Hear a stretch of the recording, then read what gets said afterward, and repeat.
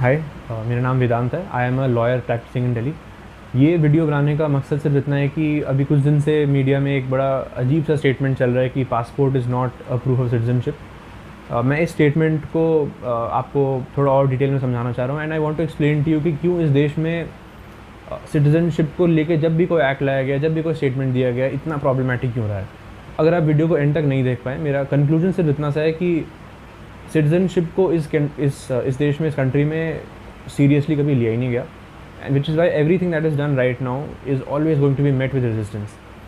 ये वीडियो में edit I don't think मैं कर पाऊँगा। अगर मेरे से कोई गलती हो, मेरे बोलने में कोई प्रॉब्लम हो, डिक्शन में कोई प्रॉब्लम हो, please forgive me, please reach out. अगर कोई चीज़ बहुत ही अनक्लियर है, I would love to explain it to you. शुरू करते हैं आज से नहीं, आज से 1 साल पहले, विच इज़ दी SIR इन बिहार। वहाँ से शुरू करते हैं, फिर SIR से आएंगे SIR के जजमेंट पे जो सुप्रीम कोर्ट ने बोला, एंड फिर देखते हैं पासपोर्ट के बारे में क्या है। सिटीजनशिप बहुत बड़ा प्रॉब्लम इससे पहले भी हुआ था CA NRC में, बट हम उसमें भी नहीं जाएंगे क्योंकि वो ब्रॉडली इंडिया के बाहर जो लोग थे उनको सिटीजनशिप देने का एक प्रोविज़न था, तो वो हमारे लिए ज़्यादा काम का नहीं है। अभी हम देखते हैं पहले SIR में क्या प्रॉब्लम है, and why do I think that supreme court ने भी एक बड़ा ही रिडंडेंट कहना गलत होगा, बट एक ऐसा जजमेंट दिया है जो बहुत काम का नहीं है हमारे लिए। SIR क्या है, SIR क्यों है, और SIR में क्या प्रॉब्लम्स थे, सुप्रीम कोर्ट हम क्यों गए, थोड़ा ये समझते हैं, एंड फिर हम देखते हैं कि सुप्रीम कोर्ट जजमेंट प्रॉब्लम्स क्या थे। इलेक्शन कमीशन ऑफ इंडिया ने जुलाई 2025 में एक ऑर्डर निकाला जिसके थ्रू वो चाह रहे थे कि हम इलेक्टोरल रोल्स ऑफ बिहार को स्पेशल इंटेंसिव रिवीजन के थ्रू रिवाइज़ करें। इसका मतलब क्या है, 3-4 बड़े बड़े वर्ड्स आ गए। इलेक्टोरल रोल क्या होता है? इलेक्टोरल रोल होता है एक लिस्ट ऑफ सारे वोटर्स जो एक डिस्ट्रिक्ट में एलिजिबल हैं वोट करने के लिए। क्या हर कोई एलिजिबल होता है? नहीं। इंडिया में कुछ रूल्स हैं वोटिंग के लिए, and everyone who meets that rules and has registered himself as a valid voter can vote and will be mentioned in that roll, electoral roll। तो इलेक्शन कमीशन ऑफ इंडिया को ये roles revise करने थे, इसलिए उन्होंने ये SIR निकाला था। अब ये SIR क्यों निकाला था? इलेक्शन कमीशन का ये मानना है कि 2003 के बाद से बिहार में बहुत रैपिड माइग्रेशन हुआ है। माइग्रेशन क्यों है? क्योंकि बहुत ही ज़्यादा अर्बनाइजेशन हुआ है और जगह पे, और बिहारीज यहाँ से बाहर गए। उनका ये मानना है कि इस वजह से इलेक्टोरल रोल्स में काफ़ी चेंज आ गया है, एंड इसीलिए हमें इलेक्टोरल रोल्स को रिवाइज़ करना पड़ेगा। प्रॉब्लम ये नहीं है कि ये रिवाइज़ किया जा रहा है या किस पावर के थ्रू किया जा रहा है, बट प्रॉब्लम ये है कि किस तरह से किया जा रहा है। हमें और आपको प्रॉब्लम इससे तभी होगा जब हम इतना ज़्यादा इनकन्वीनियंस्ड होंगे कि हम अपना सिटीजनशिप या हम अपना वोटर ID फिर से साबित कर ही नहीं पाए, तभी होगा। तो इस ऑर्डर में प्रॉब्लम ये था कि इलेक्शन कमीशन ने 11 डॉक्यूमेंट्स का एक लिस्ट दिया था कि आप ये चीज़ प्रूव करें। मैं थोड़ा आगे बढ़ रहा हूँ, मैं पहले समझाता हूँ। इलेक्शन कमीशन का ये मानना है कि 2003 ऑनवर्ड्स इस कंट्री में बहुत रैपिड अर्बनाइजेशन हुआ है, विच मीन्स बहुत शहरों में बहुत डेवलपमेंट हुआ है, और उस डेवलपमेंट के नीड्स को मीट करने के लिए, वहाँ पे लेबर नीड्स को मीट करने के लिए, वहाँ IT नीड्स को मीट करने के लिए, and all sorts of employment जो जनरेट हुआ है वहाँ पे, उनको मीट करने के लिए बिहारीज माइग्रेट हुए हैं। एंड इस माइग्रेशन की वजह से इलेक्टोरल रोल्स में बहुत रिविजन हुआ है। क्यों? क्योंकि उनका कहना है कि यहाँ पे एक वोटर ने रजिस्टर कर दिया, फिर वो मूव हो गया, तो why should we keep their names here, and इसलिए वो कह रहे हैं कि हम अब इस रोल्स को रिवाइज़ करेंगे। रोल्स रिवाइज़ करिए, ठीक है, there is no problem in it, but वो ये जिस तरह से करना चाह रहे हैं वो प्रॉब्लमेटिक है। वो ये कह रहे हैं कि 2003 तक जिसने भी अपना वोटर ID बना लिया है बिहार के किसी डिस्ट्रिक्ट में, वो ठीक है, दैट इज़ ओके, बट 2003 के बाद जिसने भी अपना वोटर ID बनाया है, हम उन सारे लोगों को ये मान लेंगे कि वो शिफ्ट हो गए हैं बाहर। हम ये मान लेंगे कि 2003 ऑनवर्ड्स जो भी वोटर ID कार्ड्स बने हैं वो बने ही नहीं। उन सभी लोगों को हमें ये 11 डॉक्यूमेंट्स जो वो खुद मेंशन करते हैं, ये उन सारे लोगों को ये 11 डॉक्यूमेंट्स हमें दिखाना पड़ेगा फिर से, एंड अगर वो हमें दिखा दिए, हम उन्हें उनका वोटर ID जो बना हुआ था वो फिर से रीइंस्टेट कर देंगे उस रोल में। तो कहने का मतलब रोल्स अभी एग्जिस्ट करते हैं 2025-26 में। बिहार में इलेक्शन कमीशन ने सिर्फ ये बोला कि 2003 को हम एक बेस ईयर मान लेंगे। बेस ईयर का मतलब जो बिल्कुल थ्रेशोल्ड पे, ज़ीरो पे, इससे नीचे जो भी है वो तो है, पर इसके ऊपर सारे सालों में 2003, 4, 5, 6, 7 से लेके 2025 तक जिसने भी अपना वोटर आईडी बनाया है, हम मानेंगे कि वो मूव कर चुका है बाहर, और उसे ये प्रूव करना पड़ेगा कि वो बाहर नहीं मूव किया है, ये 11 डॉक्यूमेंट्स दिखा के। ठीक है, ठीक लग रहा है, थोड़े हद तक ठीक लग रहा है, although I still don't agree. मेरी मर्जी, मैं दिल्ली में रहूँ लेकिन वोट यहाँ दूँ, तो है ना। Why should I be made to prove my residence in Bihar if I have already proved it, है ना। मैं अगर 2003 से पहले कर चुका हूँ, बात ख़त्म है, मेरा वोटर आईडी बन चुका है, पर क्यों। तो लेकिन ये मान लेते हैं कि ये ठीक है, मान लेते हैं ये ठीक है, और आगे बढ़ते हैं और देखते हैं कि ये डॉक्यूमेंट्स क्या हैं और सुप्रीम कोर्ट ने क्या कहा इस पर। अब प्रॉब्लम आप समझ जाएंगे क्या हो रहा था एसआईआर में जब आप पढ़ेंगे कि डॉक्यूमेंट्स क्या हैं। तो मैं आपको 1 मिनट में वो दिखाता हूँ।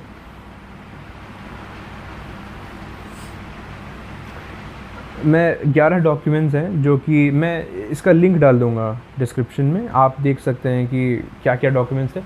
11 डॉक्यूमेंट्स हैं जो कि बड़े अजीब हैं। मैं 1-2 पढ़ देता हूँ, नहीं तो आप बोर भी हो जाएंगे। बड़े बड़े दिखाता हूँ आपको मैं। पासपोर्ट, मैट्रिक या education certificates by recognized board या university, forest right certificate, NRC जहाँ पे एग्जिस्ट करता हो, लैंड या हाउस अलॉटमेंट सर्टिफिकेट सरकार के द्वारा इशू किया हुआ, ID card issued by the government of India local authority prior to 1987। अगर कोई इंसान सेंट्रल गवर्नमेंट या किसी स्टेट गवर्नमेंट के पीएसयू में काम कर रहा है तो उस पीएसयू का आईडी कार्ड, अजीब चीज़ें, ठीक है।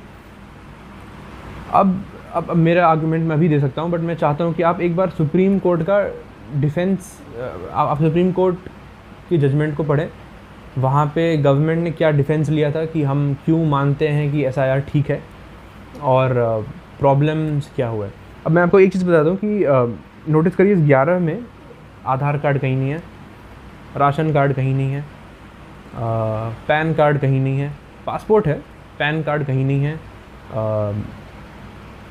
ड्राइविंग लाइसेंस कहीं नहीं है। और मैं बताता हूँ, आप शायद अभी हंस रहे होंगे, अरे भाई ये सब चीज़ सिटीजनशिप के प्रूफ होते भी नहीं है, पर मैं आपको बता रहा हूँ कि क्यों ये यहाँ पे इनफ होता है। मैं आपको आगे बताता हूँ इस बारे में। तो अब पहले देखते हैं कि सुप्रीम कोर्ट ने इस पर क्या कहा। सुप्रीम कोर्ट में जब ये मैटर पहुंचा तो सुप्रीम कोर्ट, पहले तो हमारे प्रॉब्लम्स क्या है। हमारा प्रॉब्लम यही है, हमारा प्रॉब्लम है कि ये प्रॉब्लम क्यों है। अगर मैं एक बार अपना सिटीजनशिप प्रूव कर चुका हूँ, मैं दोबारा कर दूंगा, इसमें कोई बड़ी बात तो है नहीं, मैं दोबारा कर दूंगा।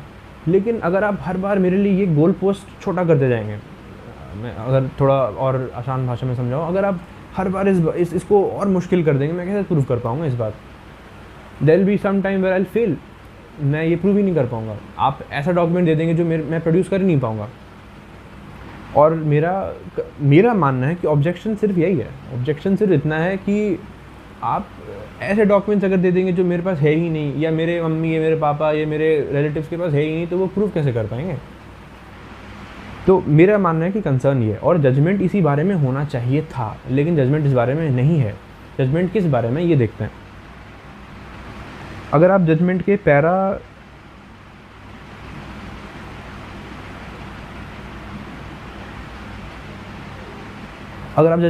15 पे आएंगे, 4 इशू, अगर आप जजमेंट के पैरा 15 पे आएंगे तो सुप्रीम कोर्ट ने 4 इश्यूज़ फ्रेम किए हैं इस केस में।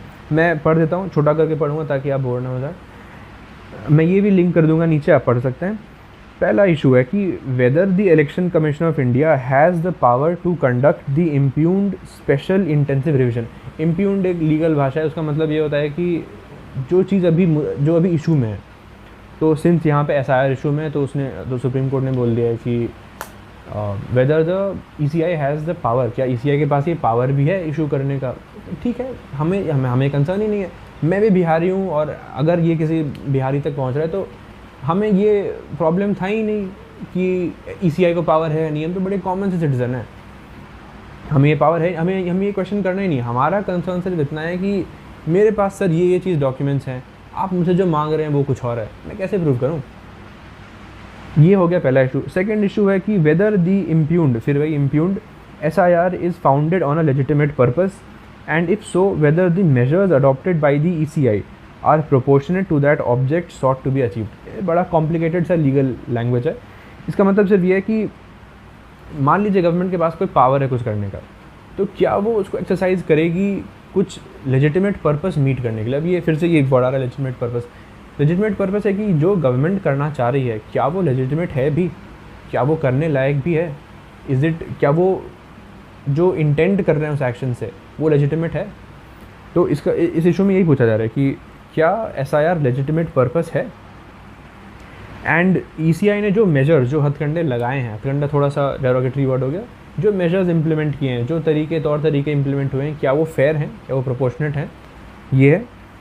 थर्ड इशू ये है कि whether the procedure adopted by the ECI in the SIR is contrary, मतलब क्या ये अगेंस्ट जाता है एक एक्ट है इंडिया में, रिप्रेजेंटेशन ऑफ पीपल एक्ट, मैं पर्सन बोलने वाला था, रिप्रेजेंटेशन ऑफ पीपल एक्ट 1950, क्या ये उस एक्ट के उल्लंघन में है। ये तीसरा इशू हो गया।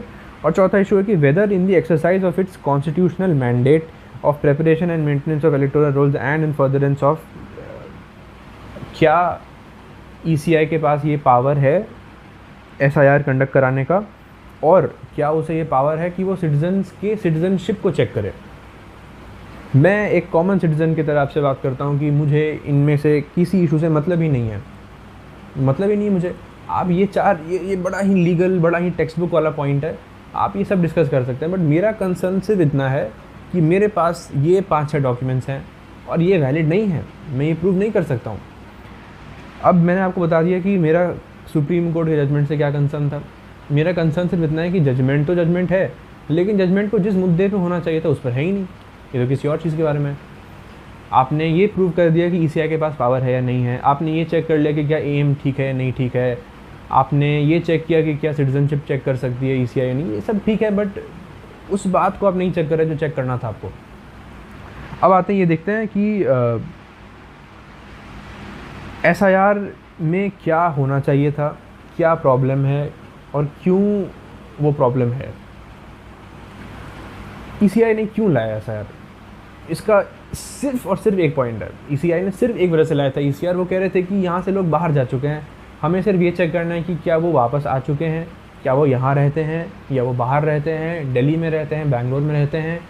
हमने उन्हें वोटर ID तो दे दिया था, पर आधे हियर।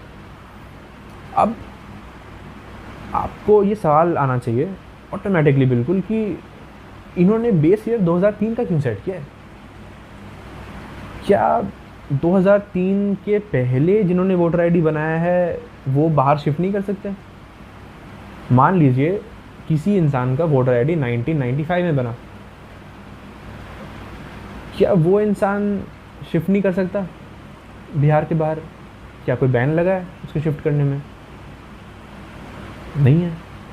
मतलब उसने अपना वोटर ID बना लिया 95 में या सन 2000 में, 2001-2 में बना लिया, 2003 से पहले बना भी लिया और बिहार से बाहर शिफ्ट करके दिल्ली में भी रह रहा है और वो बच गया SIR से। SIR का पर्पस ही सिर्फ ये था, ये चेक करना कि कौन ऐसे लोग हैं जिन्होंने अपना वोटर ID बना दिया है और फिर बाहर शिफ्ट हो गए। तो अगर आप उससे पहले अपना वोटर ID बना के शिफ्ट हो चुके हैं, आप तो बच चुके हैं, तो पर्पस ही लॉस्ट हो गया।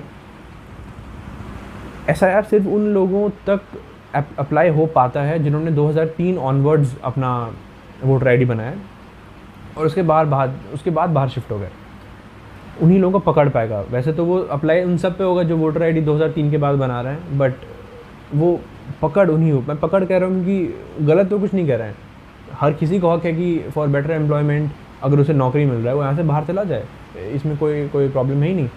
लेकिन आप पकड़ सिर्फ उन्हीं लोगों को पाएंगे जो 2003 के बाद शिफ्ट हुए हैं बाहर, जो 2003 के बाद वोटर ID बना के बाहर शिफ्ट हुए हैं। तो पहले तो ये प्रॉब्लम है कि आप पकड़ ही आधे लोगों को पा रहे हैं सिर्फ। सेकंड ये है कि आप क्या चेक करना चाह रहे हैं SIR के थ्रू। ये एक बहुत इम्पॉर्टेंट, बहुत इंटरेस्टिंग क्वेश्चन है, क्योंकि आप, मेरा ही मानना है कि आप SIR को चेक करके, SIR के ऑर्डर को पढ़ के लग रहा है कि आप चेक तो सिर्फ रेसिडेंस करना चाह रहे हैं। आप सिर्फ ये चेक करना चाह रहे हैं कि क्या ये इंसान जो 2003 के बाद अपना वोटर ID बना चुका है, क्या इसने बिहार को छोड़ दिया, क्या इसका कोई रेसिडेंस है बिहार में भी क्या उसका उस डिस्ट्रिक्ट में आज भी रेसिडेंस है? आपको सिर्फ ये चेक करना है। आपने खुद ही बोला है, आपका खुद ये बोलना है कि बिहार में 2003 के बाद या जिस भी टाइम के बाद आप मान रहे हैं, बहुत ज़्यादा माइग्रेशन हुआ है बिहार से। तो हम ये चेक करना चाह रहे हैं कि क्या वो इंसान जिसने अपना वोटर आईडी बनाया है, इज़ ही स्टिल देयर? तो सवाल बड़ा सिंपल है, इज़ ही देयर? तो इसका आंसर आई एम हियर। किसी भी इंसान को सिर्फ ये कहना होगा कि ये रहा मेरा प्रूफ ऑफ रेसिडेंस, मैं यहाँ हूँ। अब इसमें कोई रॉकेट साइंस नहीं लगता। प्रूफ ऑफ रेसिडेंस बड़ा सिंपल है प्रूफ करना, बहुत सिंपल है। आधार कार्ड, पैन कार्ड तो रहने दीजिए, बिजली का बिल, गैस का बिल प्रूव कर देगा, rent agreement, sale deed prove कर देगा आप यहाँ रहते हैं। आप दिखाइए, मामला ख़त्म। लेकिन यहाँ क्या दिखाया गया? यहाँ पे आपको 11 डॉक्यूमेंट प्रूव करना है, जो बहुत मुश्किल है। 2-3 छोड़ दीजिए, पासपोर्ट छोड़ दीजिए, मैट्रिक सर्टिफिकेट छोड़ दीजिए, बहुत मुश्किल है। और मैं ये इसलिए, हम और आप शायद फिर भी एक बार को पासपोर्ट दिखा पाएँ, हम में से कुछ लोग, हमें से कईयों के पास पासपोर्ट भी नहीं होगा, पर हमारे पास 10th 12th होगा। पर क्या बिहार में हर किसी के पास 10th 12th सर्टिफिकेट होगा? क्या हर कोई एजुकेटेड है इतना? अगर नहीं है तो क्या करे वो इंसान, क्या करे? और मैं फिर इसी बात पे वापस आता हूँ कि अगर आपको रेसिडेंस प्रूव करना था, अगर आपको रेसिडेंस का डाउट था, तो आप रेसिडेंस पूछिए, बात ख़त्म। तीसरी बात है कि आप जिनसे प्रूफ मांग रहे हैं ये ऑलरेडी वोटर आईडी होल्ड करते हैं, इस बात को भूल नहीं सकते हैं। 2003 के बाद मान लीजिए मैं ही 2020 में जाता हूँ, 2021 में जाता हूँ और अपना वोटर आईडी बनवाता हूँ। वोटर आईडी किसके पास है? वोटर आईडी कौन ले सकता है? इस देश में वोट करने के लिए आपको 2 रूल सेटिस्फाई करना है। पहले बात कि आप इस देश के सिटीज़न हैं, दूसरी बात कि आप 18 साल के ऊपर हैं, आप 18 साल कंप्लीट कर चुके हैं। अगर आप ये दोनों प्रूव कर देते हैं तो आपको वोटर आईडी मिल जाएगा। वोटर आईडी कहाँ मिलेगा, इसके लिए आपको प्रूव करना पड़ेगा कोई रेसिडेंस। प्रूफ भी क्या, आपको दिखाना पड़ेगा कोई रेसिडेंस कि भाई मैं यहाँ रहता हूँ तो मुझे यहाँ का वोटर आईडी दे दो। मैं अगर दोनों जगह रहता हूँ या दो जगह रहता हूँ, मुझे किसी एक जगह का दे दो, बस दैट्स इट, बन गया। तो अगर आप सोचें तो आप वोटर आईडी बनाने के लिए 3 चीज़ दिखाते हैं और उन 3 चीज़ पे ठप्पा लगता है कि हाँ ये चेक है, ये चेक, तो वोटर आईडी चेक। वो है सिटीजनशिप, 18 का प्लस, 18 की उम्र से प्लस, और तीसरा रेसिडेंस। अब अगर SIR के थ्रू ECI ने ये सवाल उठाया है कि भाई तुम यहाँ रहते हो या नहीं, तो आप मुझे बताइए खुद कि इन तीनों में से सिर्फ एक पे क्वेश्चन उठा और वो क्वेश्चन उठा है रेसिडेंस पे। विच मीन्स अभी भी अगर 3 सवाल थे और तीनों का जवाब मिल चुका है ECI को पहले 2003, 4, 5, 6 में, और उनमें से एक सवाल पे उसे संशय है, उसको डाउट है, तो वो उस सवाल को दोबारा दोहरा सकती है ना मेरे से। इसको और आसान भाषा में समझाऊँ, मैं कहना चाह रहा हूँ कि मैंने अपना सिटीजनशिप और अपना उम्र ऑलरेडी प्रूव कर दिया है ECI को, मैं ये दोबारा नहीं करूँगा। एक गैस का बिल, बिजली का बिल, रेंट एग्रीमेंट बहुत है। अगर आपका सवाल सिर्फ इतना है कि तुम कहाँ रहते हो, तो मैं आपको दिखाऊंगा कि मैं यहाँ रहता हूँ, बस। मेरा ये कहना है कि अगर हम ऑलरेडी ये प्रूव कर चुके हैं कि हम सिटीज़न हैं, तो हमें दोबारा क्यों प्रूव करें? हमने अब तक देख लिया है कि कैसे सिटीजनशिप का पोजीशन क्या है इंडिया में, और क्यों इतना पेचीदा है सिटीजनशिप को प्रूव करना। अब देखते हैं कि जो मैं वीडियो के स्टार्टिंग में कह रहा था कि सिटीजनशिप को कभी सीरियसली लिया ही नहीं किया, ना इस देश के नागरिकों ने लिया है, और वो खुद कैसे लें? अगर गवर्नमेंट ने नहीं लिया तो वो खुद कैसे लें? मैंने कुछ दिन पहले एक ब्लॉग लिखा था कि कैसे वोटर आईडी बनाने के लिए आपको सिर्फ आधार कार्ड और एक प्रूफ ऑफ रेसिडेंस लगने वाला है। आप या तो मेरी बात मान लें, आप गूगल कर लें वेदांत चौधरी वोटर आईडी, ऐसा कुछ कर लें, मेरा ब्लॉग आ जाएगा, आप पढ़ लेंगे। अगर नहीं विश्वास हो रहा आपको, आप गूगल कर सकते हैं वो how to make voter ID. बड़े बड़े इन्फ्लुएंसर्स का रील बना है, वीडियो बना है, और इंडिया टुडे चैनल का, इंडिया टुडे मीडिया हाउस जो है, उनका खुद का एक वीडियो है, एक 5-6 मिनट का एक्सप्लेनर कि कैसे आप वोटर आईडी बना सकते हैं। उस वीडियो में उन्होंने सिर्फ आधार कार्ड और एक रेजिडेंस प्रूफ, मेरे ख्याल है उसमें बिजली का बिल था या रेंट एग्रीमेंट था, वो यूज़ करके उन्होंने वोटर आईडी बना लिया। अब आपको ये सोचना पड़ेगा कि अगर ये बात सच है, अगर ये अलाउड है, तो मेरा पिछला 10-15 मिनट का एक्सप्लेनेशन तो बिल्कुल बेकार है। मैं अभी तक यही समझा रहा था कि वोटर आईडी बनाने के लिए आपको सबसे पहले इस देश में सिटीज़न होना पड़ेगा। अगर आप सिटीज़न नहीं हैं तो आप ये बना ही नहीं सकते। और आधार कार्ड सिटीजनशिप का प्रूफ नहीं है, ये हम सबको पता है। और अगर आप मानते हैं कि आधार कार्ड सिटीजनशिप का प्रूफ है, तो आपने मेंशन क्यों नहीं किया अपने SIR के ऑर्डर में? क्यों नहीं मेंशन किया? मतलब गवर्नमेंट के एंड से ही गलती है। आप आधार कार्ड के बेसिस पे वोटर आईडी बना पा रहे हैं, लेकिन जब उसी वोटर आईडी को टेस्ट करने का, रिवाइज करने का मौका आ रहा है, आप उसको एलिजिबल नहीं मान रहे। ये कैसे? How is this fair? And fair तो सेकंड क्वेश्चन है। मेरा सबसे इम्पोर्टेंट, बड़ा अम्यूजिंग क्वेश्चन है कि आप अलाउ कैसे कर रहे हैं ये? क्या इस देश में 70 सालों से सिर्फ किसी छोटे मोटे आईडी से बन जा रहा था वोटर आईडी कार्ड? हमने आज तक कभी वेरीफाई नहीं किया सिटीजनशिप किसी का? कभी नहीं किया हमने बस चेक कर लिया कहाँ की पैदाइशी है, कौन माँ बाप हैं, नंबर क्या है, एड्रेस क्या है, बैंक क्या है, बस। हमने आज तक अगर कभी चेक ही नहीं किया है सिटीजनशिप, हम आज एकदम से कैसे कह सकते हैं कि हम चेक करेंगे? पहली बात ये हो गई। सेकंड प्रॉब्लम ये है कि मान लीजिए आपका इतना बड़ा छेद खुला ही हुआ है, आपने इतना बड़ा लूप होल, इतना बड़ा बैक डोर ऑलरेडी खोला हुआ है। आप हर साल, as we speak today, I am sure कि बच्चे 18 साल के ऊपर हो रहे होंगे। मेरे ये बोलते हुए 10-12 बच्चे हो गए होंगे बड़े 18 साल से। वोटर आईडीज़ लगातार बन रहे हैं, आज बनेंगे, कल बनेंगे, परसों बनेंगे। अगर आप वोटर आईडी बनाना अलाउ कर देंगे आधार कार्ड की बेसिस पे, आप कैसे कह सकते हैं बाद में जाके कि नहीं हम वेरीफाई जब करेंगे तो हम वोटर आईडी नहीं यूज़ करेंगे? अरे भाई, जब आपको ये तब लगा था कि सिटीजनशिप का इनफ प्रूफ है वोटर आईडी, तो अब भी लगना चाहिए। अगर अब नहीं है तो ये प्रॉब्लम है। और मेरा यही लॉजिक है पासपोर्ट पे भी। पासपोर्ट में आपने तो उससे भी ज़्यादा कर दिया। आप प्रूफ ऑफ रेजिडेंस मांग रहे हैं, आप मदर फादर की आईडी मांग रहे हैं, आप मेरी आईडी मांग रहे हैं, आप पुलिस वेरिफिकेशन करा रहे हैं। इतने सब के बाद आप कहते हैं कि नहीं है। और चलिए नहीं है तो आप पासपोर्ट दे किस बिना पे रहे हैं? पासपोर्ट का सिर्फ और सिर्फ, पासपोर्ट एक ट्रैवल डॉक्यूमेंट है और उसका सिर्फ और सिर्फ एक लॉजिक है, वो ये साबित करता है बाकी देशों में कि ये इंसान मेरे देश का है and I have found him fit for foreign travel. Hindi में बोला जाए तो मुझे लगता है कि ये इंसान कॉम्पिटेंट है, सफिशेंट है, इसमें कोई प्रॉब्लम नहीं है, he is fit for foreign travel. मैंने रिपीट कर दिया अपने आप को। मैं कहना चाह रहा हूँ कि ये इंसान बाहर जाने को सक्षम है, अलाउड है, एलिजिबल है। अगर ये सब कुछ सही है तो व्हाट डू वी डू? हमारा एक ही पॉसिबल सोल्यूशन है कि हम एक NRC बनाएं बिल्कुल जल्द से जल्द। NRC लाने में प्रॉब्लम्स होंगे, बिल्कुल प्रॉब्लम्स होंगे, और ये सिर्फ मुस्लिम हिंदू मुस्लिम नहीं होगा। CA NRC पिछले कुछ सालों में प्रॉब्लम में रहा था। 2019-2020 में बहुत प्रोटेस्ट हुए थे, बट ये हिंदू मुस्लिम से बहुत आगे जाने वाला है। जो काम हमने आज तक नहीं किया वो हमें आज करना होगा। हमने आज तक कभी साबित ही नहीं किया अपना सिटीजनशिप। हमारे वोटर आईडी कार्ड्स ऐसे ही बन चुके हैं। तो अगर हमें आज बनाना होगा अपना वोटर आईडी, अगर हमें आज वेरीफाई कराना होगा अपना voter ID, we will face not just that problem, we'll have to face something much more difficult. हमें ये साबित करना होगा कि I was a citizen back then. We need something which harms the least people and provides benefits to the most.